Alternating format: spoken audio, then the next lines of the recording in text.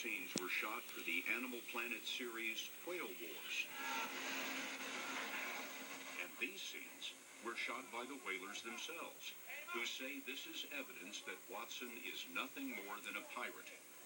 The Japanese obtained an international arrest warrant for him, so for the last year, this conservationist, or pirate, has lived on the world's oceans, unable to set foot on land. We are headed out to international waters where Watson lives on a ship beyond the reach of the law. But before he would meet with us, we had to agree that we wouldn't say where we are, or even what ocean this is. Suffice to say, it involves several airplanes and many thousands of miles. Toward the end of that journey, Watson sent this trimaran to pick us up. This boat once set the speed record for circumnavigating the Earth. He named it for an actress who is a supporter, but to us it looked more Darth Vader than Bridget Bardot. Watson came to the Bardot from a floating hideout that we agreed not to show. He is one of the founders of Greenpeace, and now at the age of 62, he calls his new armada Sea Shepherd. Paul, thanks for seeing us. Oh, thank you. The simple fact is this: if the oceans die, we die. The Sea Shepherd was set up to uphold those international laws and regulations protecting our oceans. But why is that your job?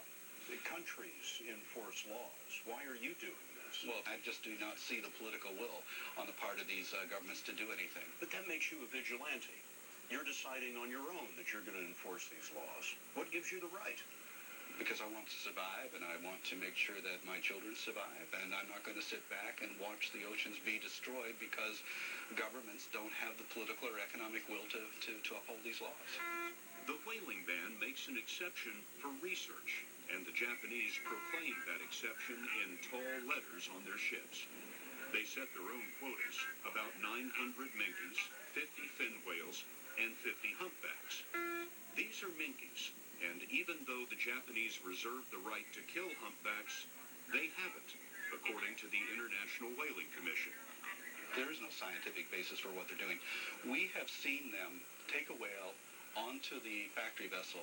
There's no scientist there. There's nobody measuring anything. They simply cut them up, send them down below, and package them. So this is not science. This is bogus.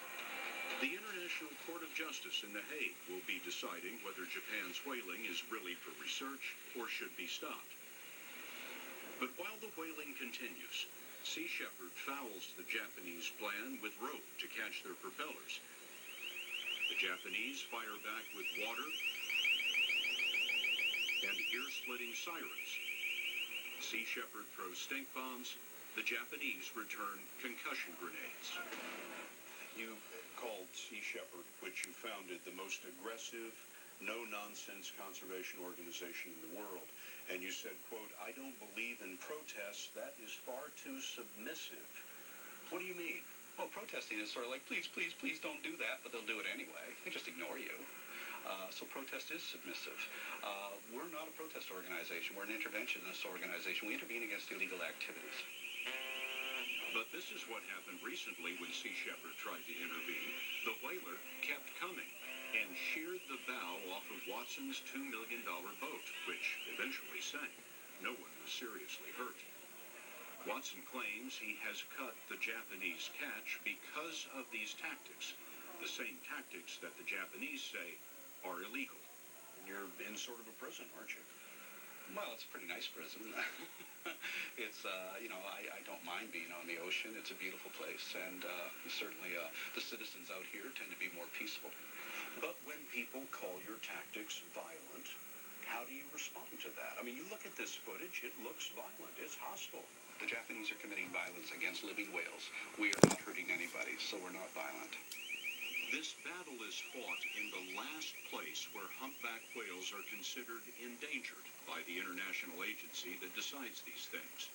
These South Pacific humpbacks feed here in the Antarctic summer, then journey north 4,000 miles to mate. This is where much of the research is done, around a speck on the map called Rarotonga.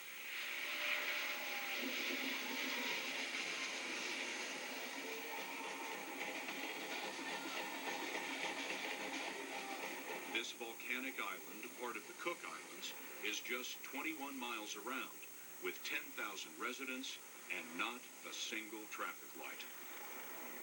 Here, we found the human who may know humpbacks best. Who's right behind the building? Next to us, man,